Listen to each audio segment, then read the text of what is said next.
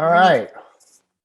Well, let's kick this party off. I mean, it's probably been, I don't know, 18 months at least, right? Yep.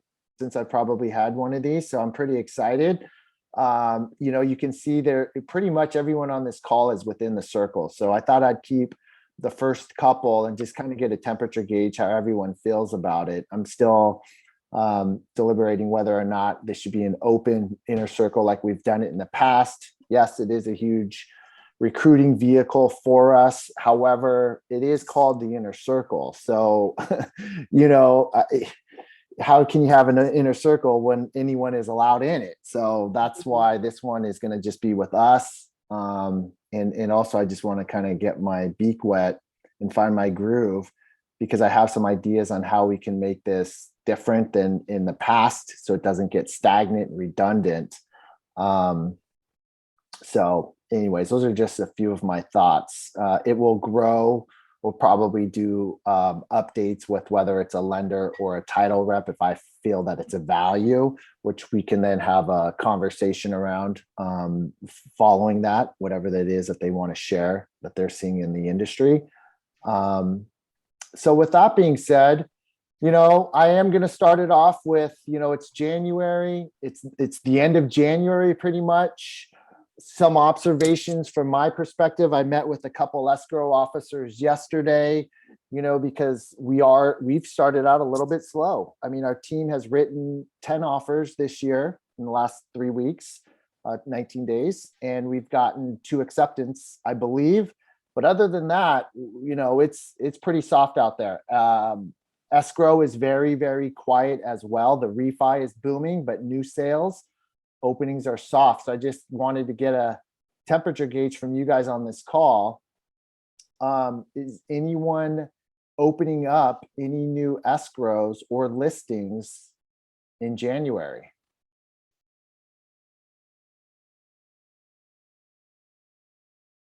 And are you guys feeling the same? Wow, look at Noel. Noel, unmute yourself real quick. Three. Give me the breakdown. Are they all buyers? Hello? Hey, man. Hi. Yo, can you hear me? Yeah. What's up? That's pretty good. 3 transactions in January on your own. Give us some context. Are they buyers, sellers, and where'd they come from? They're 2 buyers that were actively looking. I just got one accepted yesterday, and then one a week ago, and then the third one was my listing, my own listing. I opened in January. Yeah. On those 2 buyers and maybe the one yesterday, how many offers were you up against? I think it was 15. Yeah. But the house was underpriced on purpose. I'm seeing that a lot. Give me more context. Price point and what city were you in? Yeah, like the comps were very low or higher, much higher. So I had to let the buyers know this is like a pricing strategy. It was in Southgate. It was a really remodeled house, so it had a lot of attention. I mean, it was turnkey for sure. And if you don't mind me asking, what was the list versus what you opened escrow at? I think they were listed at 649 and we're in escrow at 700. It took like 4 or 5 offers to educate the buyers that that's the way the market is. Probably not so much now since everything's, the rates are jumping, but I just wrote an offer for another buyer, and he went 80,000 over asking. But this is because we had a conversation in the morning that he just got wind that the rates are increasing, and now he wants to get aggressive. So I just find it funny. Interesting. Yep. And did he get that? Did he get it at 80,000 over? They're reviewing today at 1. Okay. I'm pretty sure we're going to get a counter, if not get it, because I'm looking at the comps and it's a super aggressive offer. Yeah. Wow. Well, congrats, man. That's exciting, but it's interesting to hear that the momentum definitely hasn't slowed down. And I have a couple of thoughts that I want to share in a second, but I just wanted to see anyone else have any new openings. I have a question for Noel. Yeah. On that one offer that he got accepted with 15 offers, did the counters come back with still removing appraisal contingencies, or are you seeing that's kind of tailing off now? They didn't ask me to waive it because I did a good job of introducing the lender that I work with. Cool. And we ran all the numbers and like gave them the DU and their proof of funds, and I think they just felt comfortable enough. And I think they know the comps too, so I don't think they're concerned, because they definitely did underprice the home on purpose, which I'm seeing that a lot, because I showed a house on Saturday. It was a condo in Pomona, and the seller priced the home way under, and I told my buyer, like, hey, the comps are at this amount. I know, the sales price is this. And we wrote an offer and we didn't get a counter, but then the listing agent told me that, hey, the price you mentioned that you were going to come in at, that's where the offers are at. So I don't know why. I've just seen this a lot where sellers are kind of underpricing or not, or the buyers. It just takes some time for them to look at the comps and realize that that's where we need to be. But I found that it takes maybe 3 to 5 offers or losing out on those homes for them to start to realize that your suggestions are for a reason, Mm-hmm. Mm-hmm. Yeah, but that's a good question. They didn't make us waive our appraisal, but on my listing, I think I had 12 offers, and I would say 8 of them did waive the appraisal still. Okay. Yeah, people looks like they're still waiving it. I think that should dip down though, my opinion, because the rates are going up. What price point is your listing at that 8 of those offers came in with no appraisal contingency? 475, and Okay. the offers were hovering around 490-ish, 495. Got it. Anyone else opening escrows in January? I don't know if I'll be opening up escrows in January, but I have about 4 listings coming up. They're currently being painted, cleaned out. Wow. That's exciting. That's good. Yeah. We'll post those on the Slack. No, for sure. I will. So we could help support that. But so aside from Noel then, because we got some hitters on this call, no one else has opened escrow? I closed an escrow and then I opened one and almost opened one yesterday. And was that a buyer or a listing? Yeah, so the buyer actually, it's kind of a funny story. He came into me through Redfin a couple months ago, and he wanted to buy in a building in downtown that he lived in. And like we've touched base a few times, but was pretty specific on the property he wanted, like what floor and stuff. And then he contacted me the other day, and I guess he was about to open escrow with the listing agent because the apartment or the condo that he was renting ended up going for sale. So he was just going to work with the listing agent because he thought it would be easier. And then he was just so unhappy with the way the listing agent was representing him that he asked me to take over. And so now we're actually having to amend like the RPA and fill out all these forms so that I can represent him now. Wow. And so you haven't had a dialogue yet with the listing agent? Oh yeah, we have. You have? Yeah. They know. They're like, yeah, they know. Are they trying to fight you on it?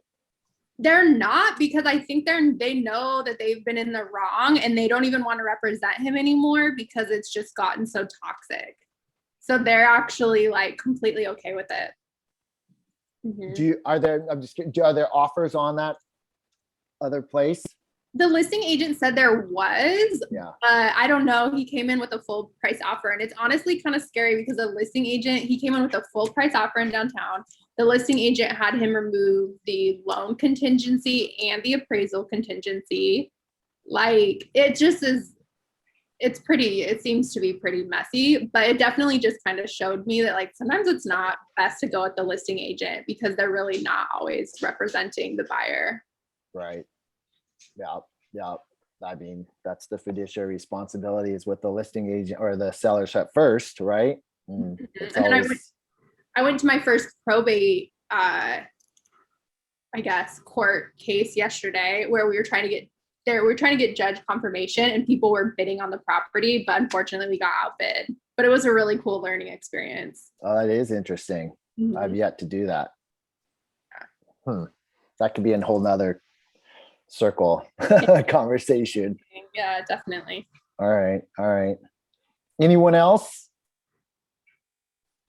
Dennis, you got one in. Yeah, so our case was we were the backup offer, and I mean, in this case, it's not a bad thing to be the rebound. I've been getting into the routine of following up a week after we submit an offer if we don't get it.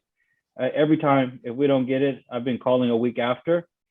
And out of the last 5 we've got, I think 2 of them have been backup offers, and partially just from, obviously we're submitting a strong offer with good terms, but also the conversations that are being had after we submit the offer, before and after. So that's really the if Give us anybody's some gonna, context of where the list price is and where you came in at, and if you had to remove any contingencies. So fortunately, this buyer is following our lead. So we submitted already waiving the appraisal after we missed out on one in the past. That's what they wanted on the counter offer, and I explained it to them thoroughly that this is what it looks like to remove an appraisal. You're putting a large enough down payment where if it comes in short, we can take some of that. So we removed the offer price was $830. Listed price was $830. We were at $880. And we still didn't get it from the initial offer. But then is that what you opened escrow on as a backup offer? You opened escrow at 880, or did they counter you and want more? They didn't want more. We were at 882. Okay. Okay. And you had to remove your appraisal contingency in order to get that. Just because we were, yeah. What does the comp suggest? It's within range. I'd say probably Okay. worst case is the last one we missed out. Similar square footage, size was Yep. 910. Yep. So we might be okay. So a couple points I just wanted to start off like that, just to kind of see what everyone else is seeing out there. And we're starting to see the pattern. It's no different than how we ended the year. In fact, Noel suggested that his client finally got off the fence because they're going to raise rates in March, right? A couple months sooner than expected. And so while you have all these buyers who were kind of waiting for, sale or list price values to go down, that's more of a, I think that's just more of a knee-jerk reaction. Like, I just don't want to get involved yet. But now that there's a sense of loss, a sense of urgency that rates are going up, I believe you're going to see this window of opportunity of what an enormous amount of buyers, if we go back to 6 to 7 months ago when we were seeing 15, 20, 30 offers, I believe there's going to be a 45-day window where you're going to see it's going to be a frenzy. And everyone's going to try to jam through this pipeline before March, whatever, and the Feds raise the rates. And then after that, things are going to kind of mellow down, and then the consumer behavior is going to sit on the sidelines and kind of see how our consumers going to react, whatever they raise the rates to. And it's going to probably be a 60 to 90-day window before we see it pick back up again, which will probably then, what the census are saying, it's going to level out to probably a 4 to 6% increase, which is actually still very bullish, right? A normal market, I think, is 3% in appreciation. So even 4 to 6 is still really, really healthy seller's market. Point being, again, there's not a whole lot of activity, even in this room right now, which tells me, well, one, there's probably not a lot of listings still. And a lot of buyers are still kind of dealing with the holiday hangover. And that usually holds true about right now. The third week of January is when we start to see everything increase. Activity is going to start coming through. But then because we've been in such a hot market and they're going to raise the rates, I think in February, beginning of February, it's going to get nuts. So Neil, if you have any listings that are hitting the market, man, I think sellers are going to cash out heavily before March, I think you're right. you know. And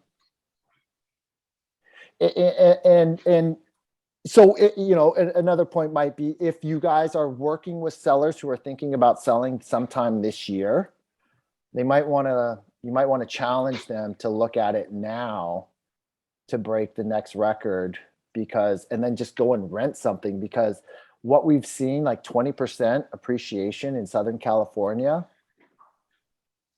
I thought I read something that was the highest appreciation that we've seen in the last 50 years, I think, since the 1940s or something crazy.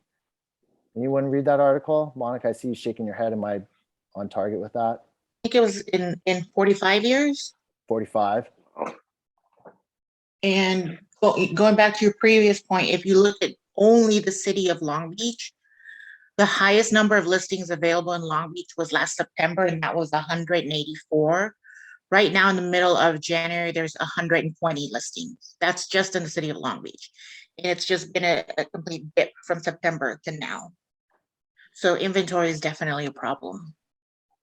And Long Beach is a big city, guys. Just think what all the other cities surrounding us, they're going to follow suit too. And it's all relative, obviously. So.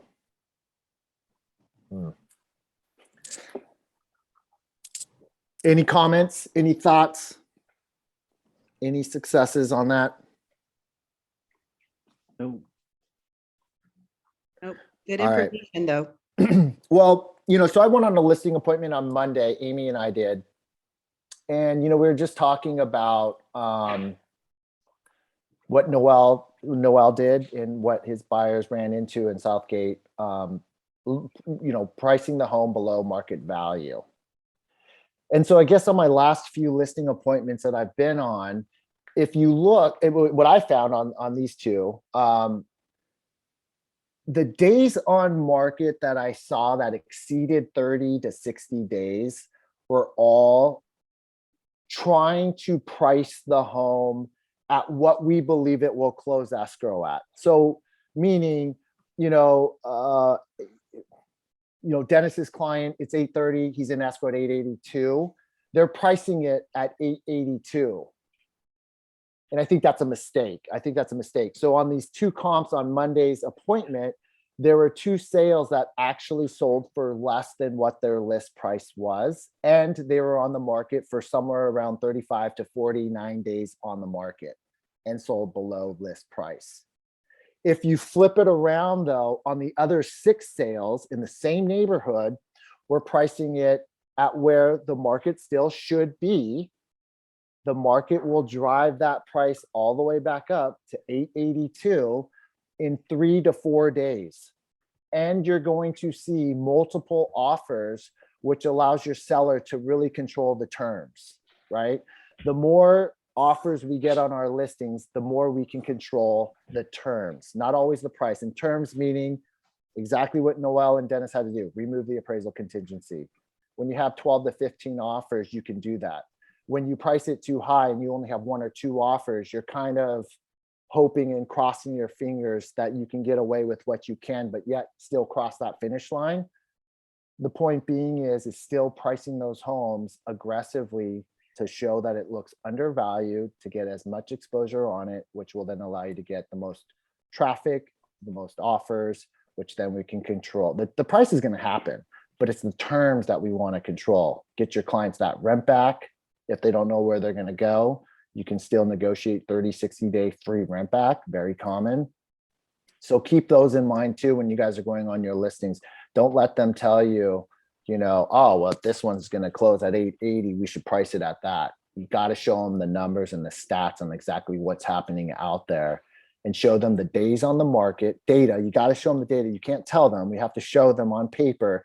You could do that. And if you do that, like these other two, you'll see that they were on the market for almost 2 months and they actually sold less than what they came on the market at. These other 6 though, came in below market value. You can see they still hit where these other sales occurred, but they did it in 3 to 4 days. Which one do you want to be in? Big difference. Big difference. Yeah.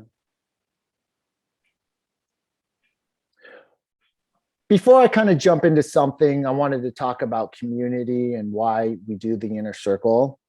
But before I kind of go off onto that, because we haven't had this in 18 months, let me just preface this back up. The inner circle is just an safe environment for us to fail forward together, right?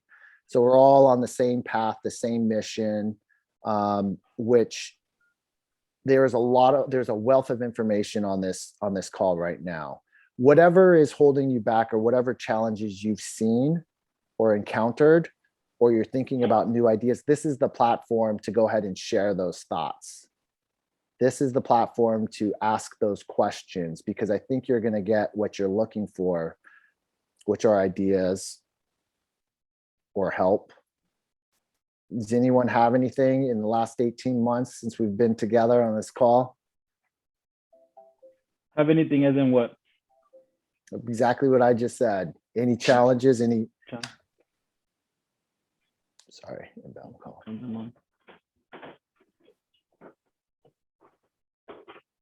No one? All right.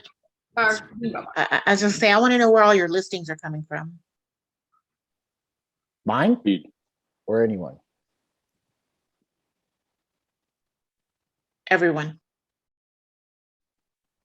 Raul, you got 4 listings coming up. Where are they at? Yeah, so I have one coming up in Long Beach. That one came from a neighbor of mine. His friend passed away, so he put me in touch with the family that's going to sell it.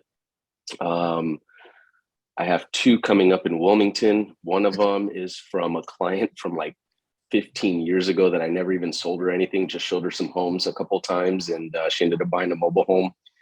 And she reached out to me through Instagram. The other one in Wilmington is coming from an old coworker from before I got into real estate, friend. And then the 4th one's in Carson, and that came from a lender referral. A lender I work with put me in touch with somebody he knew that was moving out of state. On your SOI clients, are you doing anything in your business to stay in touch with them? I heard the first one was from Instagram. Aside from Instagram, though, are you doing other touches with them? And I'm terrible with Instagram, so this year is going to be something that I know my brother posts a lot more. I sometimes it's weeks before I even open up the app. For some reason, I've never been too big on social media, but it's something that I need to change, because obviously that listing came about when I posted my dog. She just commented and she said, "Hey, are you the realtor?" Or she didn't even, like, we hadn't talked in years. I started using Client Giant. Have you heard of Client Giant? No. Client Giant's pretty awesome. You set up past clients on there. It's like $100 a year, and they get 4 gifts from you a year. And then they also have an option to, when you open up a transaction with, let's say, a buyer, you immediately put them on Client Giant. It's about $350. I was a little hesitant at first, but it makes a huge difference. Buyers get about 4 gifts through the process. Like, they'll get a package of boxes saying, once you can remove contingencies, they'll say, "Here you go. Here's some boxes to help you with your move." They'll, when you get the offer accepted, they get like a stress relief kit, which is just like a stress relief tea, a head scratcher or something. It's like small little gifts, but I think it makes a difference, because your client is seeing you, in action during the escrow. And then all of a sudden they get a gift and they're like, "Man, you even had time to think of this, to send me something. This is really cool." So Client Giant for me this past year has been a newfound pretty awesome thing to use. Got it. What's your promo code, Raul? Yeah, I think they do have a promo, so I'll put that, I guess, in Slack somewhere. But I really, really like them. And they have gifts for sellers. They have different tiers. I just have always used the basic one. But if you have a pretty high-end client, I mean, they'll have some higher tiers that cost more expense, that are more expensive, but the gifts are obviously better. Got it. Anyone else? I see Noel, Sphere, past clients. Richard, Instagram for the win. I had SOI for me. I had 2 listings that came up in December. Both were past clients that I represented on the purchase of homes, and one of them had inherited a house that they sold in December. So I had that listing, and then another one sold an investment property, and I represented them. So SOI, and then I have a big buyer I'm working with who's going to be buying, be making a large purchase, who's doing an exchange into a residential property, and that's SOI as well. So that's where that came from. And Neil, do you intentionally touch your sphere of influence? No, and that Automated systematically? I don't. And going back to your question about challenges, my big challenge and something that I'm focused on for this year, and why I'm excited to be here, is to learn from all of you to really leverage myself better. And that's really going to be bringing in partners to help from a contractor basis to maybe even an employee, to manage and leverage myself and all the different aspects of my business, because I'm completely underwater right now. And so that's, we can dive into that later, but that's really what I'm challenged with and what I'm looking forward to improving this year. Very cool. Just so you guys know too, just a sidebar, Neil full-time buys and rehabs homes and either keeps or put them back on the market. So I know you guys are all getting bombarded with people saying, hey, if you ever come across a distressed home, keep me in mind, you'll represent me and you can list it on the backside. But we're just never sure like who's really legit investor, builder, developer, because everyone seems to watch HGTV now. Neil's been in the game since 2004. Is that about right? Yeah, I got into residential in 2004 and then into flipping and investing in 2008. And Scott and I were partners back in the day. No, we used to run down at the trustee sales, and that could be a whole nother conversation. But so what I'm saying here is that I'm excited to have Neil as a part of Circle, because he brings an element that we all want to do, right? I've talked to all of you individually, and at some point in time, we all want to rehab and do our own homes. Neil's a wealth of information, and he's an open book. And if you ever come across an opportunity and if you have an alignment with your investor partners now and they don't like it, give Neil a call. He'll drop everything. He'll take a look at it. And, he's proofed up is my point. A lot of investors, you're just not sure if they're going to follow through. If Neil makes an offer price and it gets accepted, he's not going to try to chop it off as he does a home inspection. All of that is taken into consideration. So, and he'll give it up. You will represent him, and then you'll get the listing back on the backside. So let's stay out of the picture. Okay. All right. Any other thoughts, guys? Well, no, it sounds like we all need to work or are working on staying in touch with our sphere. So one thing Christina and I have done is we put a database of 60 people, friends, family, previous coworkers, and now they're gonna get our mailers once a month. Because some people, like our aunts and uncles or friends, family, they're not always on social media. They don't see what we're doing on social media. So this is one way for us to stay top of mind every month. If we sell a house, it'll just be like basically just a track record of what we're doing throughout the year. So this is one way, aside from social media, to stay top of mind with our friends and family that may not be on social media. Just give us a quick high level. What are those touches looking like? What are you doing consistently?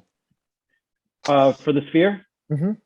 So the pop-by gifts, obviously the ones on the holidays. So this past year we did just like a hot chocolate kit with our information on it. Mm-hmm. My wife is the one that takes care of this, to be honest. So I'm blinking right now, but what we're doing.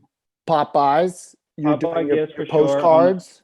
Postcards, pop-by gifts on the main holidays, and that's what we're doing in the past, and now we're implementing the monthly postcards that shows what we're doing currently in this market month over month.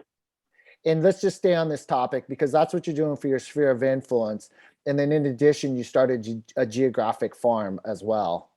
I mean, that's been going on for about 6 months now, but what are you doing to stay consistent in that space? And what are you doing to stay top of mind or earn market share in those, market share in those areas, in that neighborhood?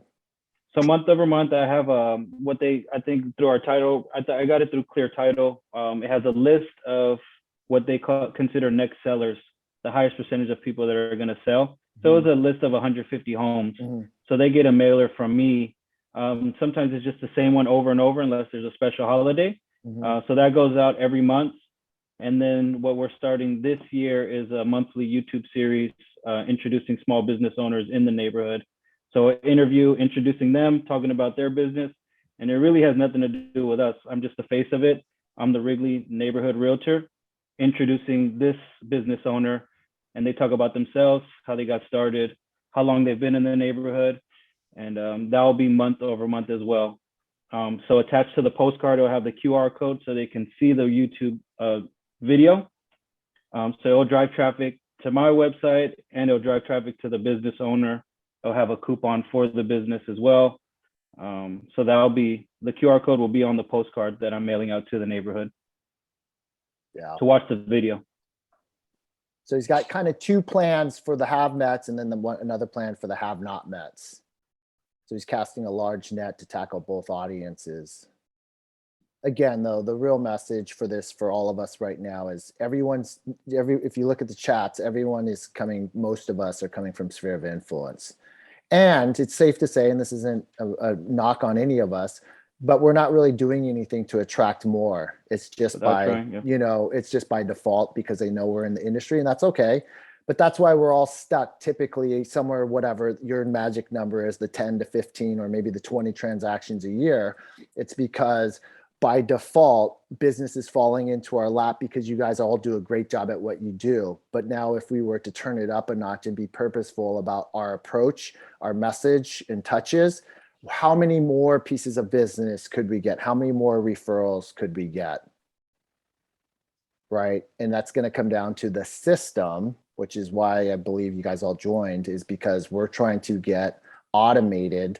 So that way, once it's set up, we don't necessarily have to go back every month and rethink about what do we do again? How should we do it? And when do we, it's like clockwork. It just keeps going and it's going to compound. It's just going to grow over time. And we're going to always tweak it and pivot a little bit. But for the most part, the foundation is laid. And that's how you guys are going to have that breakthrough from getting out of your 15 transactions rut. Without the systems, you don't have to change anything about what you're doing in your world right now. Just do what you did last year. And I promise you, you're going to probably hit what you did last year and the year before, 15 transactions. And that's okay. But if you want to go more and you're looking to go to 25 or 30 next year, something's got to change, right? Which is kind of what I wanted to talk about, like this group about, being in a community. Like, why are we at the inner circle? Well, it's for support. It's community. It's rocket fuel for finding your people, your audience, your tribe. It's starting or growing your own business, being financially supported by your passion, getting support when you're stuck. Every time I've leveled up in business, it's because of a relationship, not just information. Like Neil was a perfect example. As helpful as information can be, you need the context to apply it in your own situation. That's where the community comes into play. In community can't really survive on negativity, so as we start out this new year, negativity, that attitude destroys everything. We're not talking about critiquing or constructive criticism. We're talking about negativity that pulls you down and keeps you down. And when you have negativity, this voice in your life, or if someone else, you want to pull that person up. You want to help them let go of that negativity. And it's great to want to help people. But negativity also, like I said, has that gravity and it's going to pull you down. It's easier for negative people to pull you down than it is for you to pull them up. And so that's what this group is really about, is you know, being better than we were yesterday, supporting yourself with people who really want to see you win, not people who are trying to kill our passion, the doubters, people that have a scarcity mindset. You know, we talk about that a lot. Scarcity mindset creates desperation. You know, you'll do anything to acquire resources. You know, you'll take on a bad client because you feel you have to. You know, we want to be in position where we can turn that piece of business down. So the opposite of that is coming from abundance. An abundance mindset will change all of that.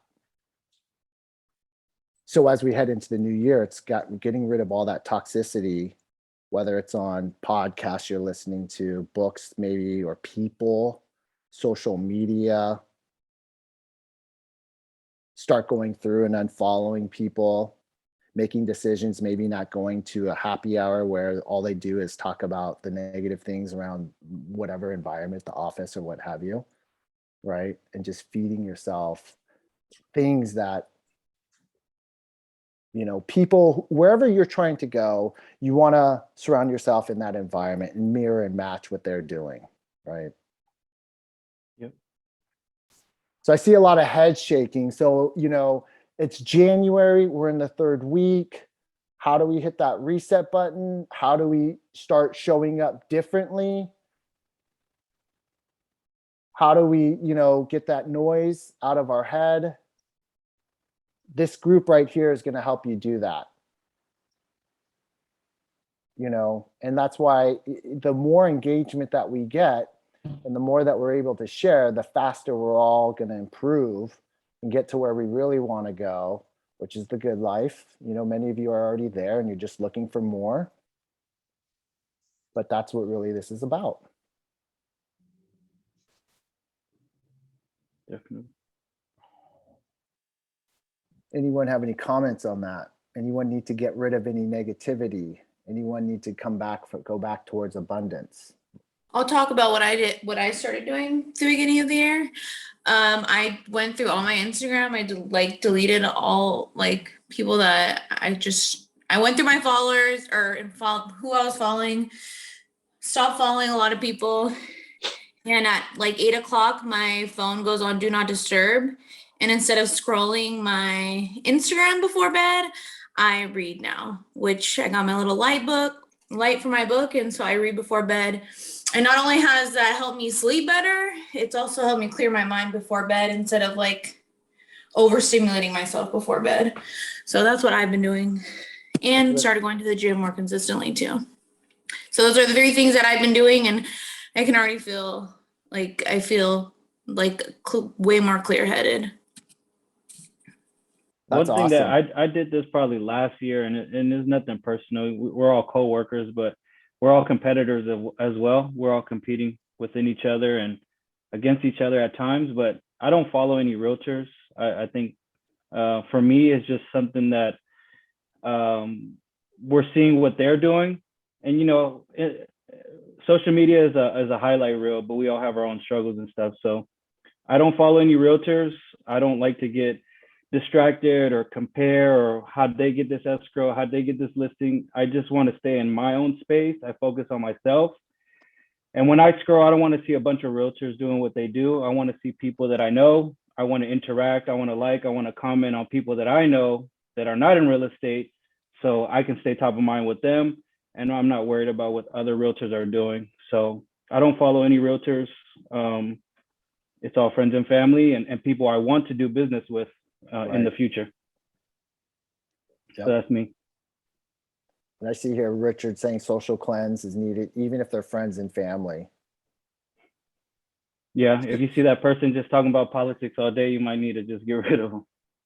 Yeah, you know, or, you know, if it's family, I get it. It's a tough situation to be in. You just got to limit it. You just have to limit it. You have to know, like, if you can't cut them off because it's your brother, what have you, you can only take them in micro doses then. You have to know and have more self-awareness that I can't spend too much energy around this because it will start to consume, right? And it's that saying, you become the 5 closest you hang around with. And it's so true, you know. Christina, I just wanted to comment on your new routine going to bed at night. I love it. Does that have anything to do because you picked out the book the book club for the month? And I actually have to read it. No, no, it just like I had just been like sleeping really terribly, and like I would be having like I don't know, like I feel like I was having nightmares, and I was just like not sleeping well at all. And I'm like, how? I'm exhausted. Like, Yeah. how can I not sleep good? And so Dennis was like, well, get off your phone. And I was like, okay. And so I took his advice, and yeah, I just get off my phone. I think it goes on do not disturb like at 8:30. And so I can't even get notifications if I wanted to get notifications, and I just put it away and I just get my book, and then I literally fall asleep reading. So Yeah. and I'm reading Yeah. a different book too. I'm reading the one for book club, and then I started another book too. So Overachiever. I like it. and I haven't really been reading like that. So No. that's a change for me too. Very cool. Very cool. And I also like the part where it's going to starting to create the new habits in the morning, which is getting to the gym or doing whatever it is that you want to do to fuel your day. And now, obviously, we've talked about this in the past. Now it's just going to come down to consistency. And Christina has, asked us all to hold her accountable in Slack. So as, we can do our check-ins with her and check in to see how is she still doing. And we also can check in through Sisu, which many of you will start learning more about technology that we have. And we can start having some fun, accountable competition, some friendly competition about whatever it is that the group wants to improve on. So if it's fitness or prospecting or working on the business or testimonials, reviews, CC will all hold us accountable to that, and it'll keep score on who's winning, and help us, raise the bar. So.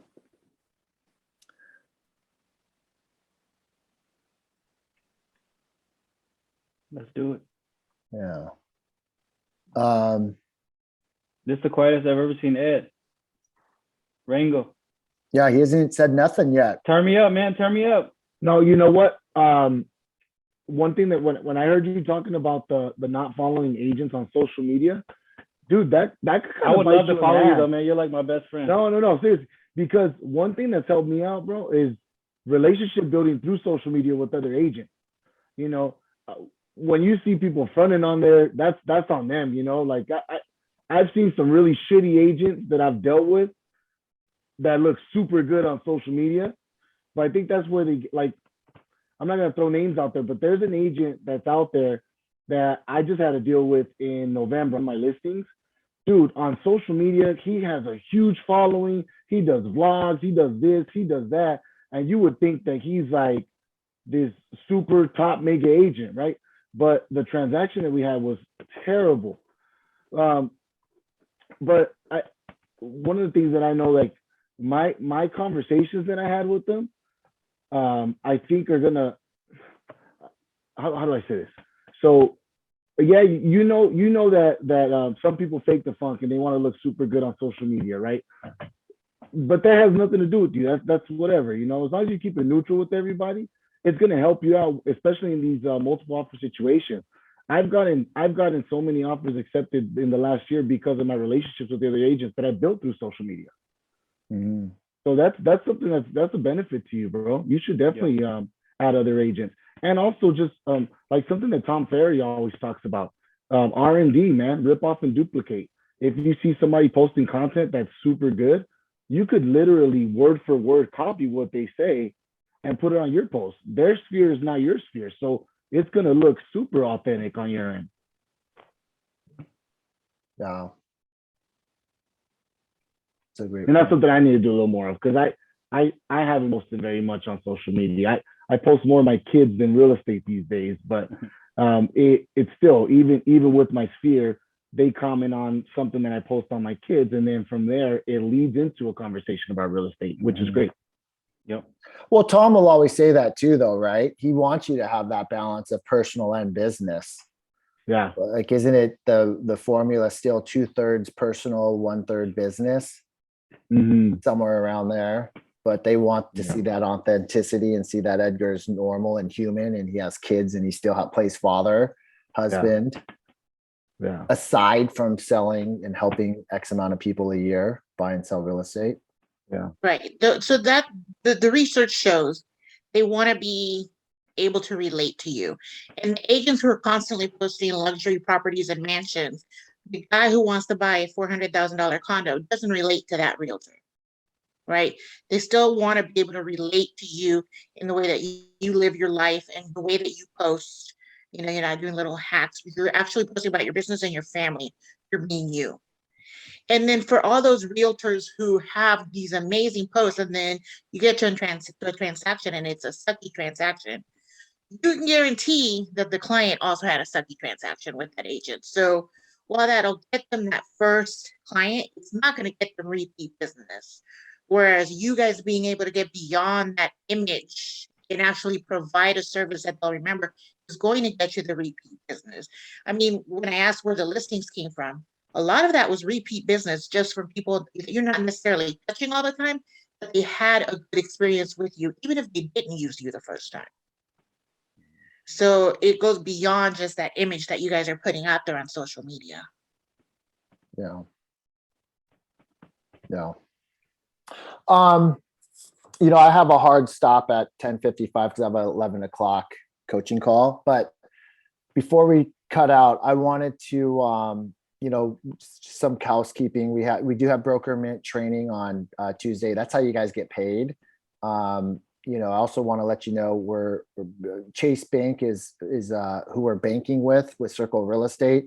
One of the cool benefits why we decided to go with Chase is because they're going to do like direct deposits through ACH.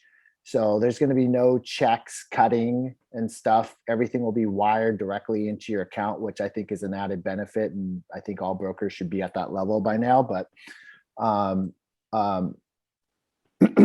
so on Tuesday, if you're not using Sarah or Rachel, make sure you or your TCs are on that call next Tuesday. Information's in Slack, and you guys should have been sent information as well, right, Mon?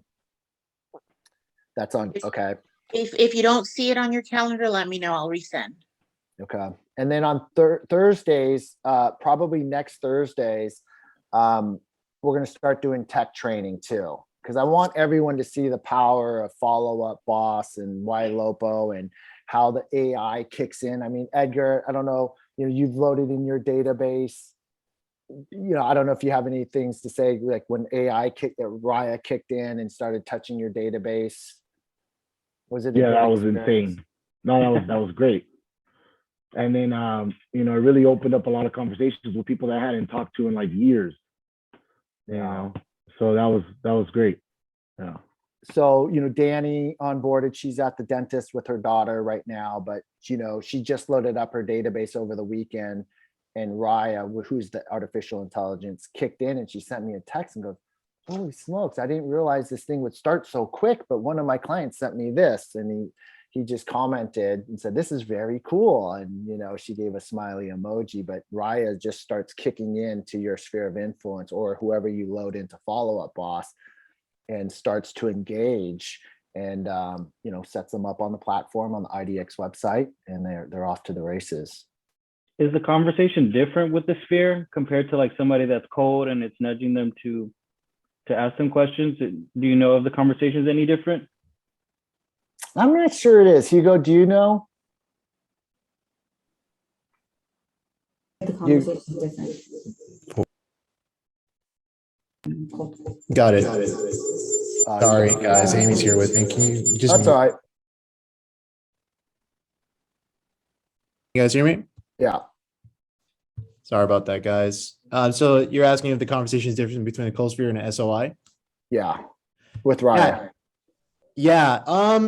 Yes and no. Raya just kind of has the same conversation. The only time it's different is if Raya has already spoken to your client before, then the conversation will be different. But it's still going to treat it like she's an assistant just checking in to see if you've had any plans on purchasing within the next 90 days or sometime soon. And then from there, it's going to feel like a real conversation, like first time. Yeah. And I'll show you guys an example too. Just over the holidays, Raya literally kicked in and set a listing appointment for me, all through AI. And all I had to do was jump on a 2-minute phone call to set the appointment. And she gathered all of the other information. How soon did you want to sell? On a scale of 1 to 10, what do you rate your home? She said 8.5, right? I said, awesome. And by the way, were you looking to sell in the next 9 to 12 months? No, I'm looking to sell immediately. Terrific. And just before I introduce you to Scott, I just want to make sure you have not signed an agreement with another brokerage, correct? And she says, then the client says, no, I have not. I said, terrific. Scott's going to call you back from this number. Boom. I called her up. You know, the system tells me, Scott, we've taken this as far as we can. Pick up the damn phone and set the appointment. I call her up. Actually, I texted her and I said, hey, are you available for a quick call this afternoon? She said, sure. What time? I said, how about 4:30? She said, perfect. Called her at 4:30, set the appointment. I was on the call for a minute and 45 seconds, records my call if anyone wants to hear it. And then we were set for Wednesday night's listing appointment. And it was a minute. My time was less than 2 minutes. Obviously, that's the perfect storm. They're not all like that. I'm just sharing a success story, but that's what the power of AI and this tech stack will do when we adopt it and apply it. That's one of many examples of, the value of what we want to make sure that everyone is reaping from. So if you haven't got it set up, Michelle's on this call. Let us know. Let's get you situated. I also want to just let you know that we do have an abundance of leads also. So if you guys are interested in the Circle Flex program, if you're not sure how it works, let us know. Send you some information on it. Just like Redfin, just like Ojo, just like OpCity, 30% referral fee, your client, your lead, your testimonial. Edgar can attest to that. I think he's closed one and maybe has his second one in escrow. Yeah, second one's closed today, actually. Oh, congrats. Yeah. So, all right. So it's a great way too. And now also, lastly, just want to everyone to keep in mind, I'm not bringing in any new agents, right? So the conversations will be higher level, but what does that mean? Because I'm already turning down a lot of newer agents who want to be a part of it. And I'm kind of protecting us. If you guys are looking to expand and adding more leverage to your team, let me know, because what I'm going to start doing is putting all these people into a Slack channel so you guys can go through them and just pick them out if you choose to. They're going to be great showing assistants. They're growth minded because they're gravitating towards us and what we're building. They like what they see. I think what you'll find is most of these people aren't caught up on splits and cuts. They're more or less, I just want to learn. And if your value proposition is big enough for them to succeed in your world, they will come on board and they will stay loyal for as long as you'll allow them to. So that, again, that's what this is all about. This is all about leverage through people or technology. So we want to make sure that you guys have this all available to you. Okay. So we have newer agents as well. All right. Well, hey man, great to see a lot of these faces. I know I see you guys on social media at some point. It'll be great to see everyone in person, but for now, we'll settle for Zoom, and we'll kick it off again next Wednesday. Bring your thoughts, bring your questions, your limiting beliefs, and let's hammer it out. Cool. Nice seeing everybody. Awesome. Hi guys, nice seeing you all again. Guys. Good I'll see you seeing guys everybody. on Slack. Start adopting it. Bye, guys. See you guys. Bye.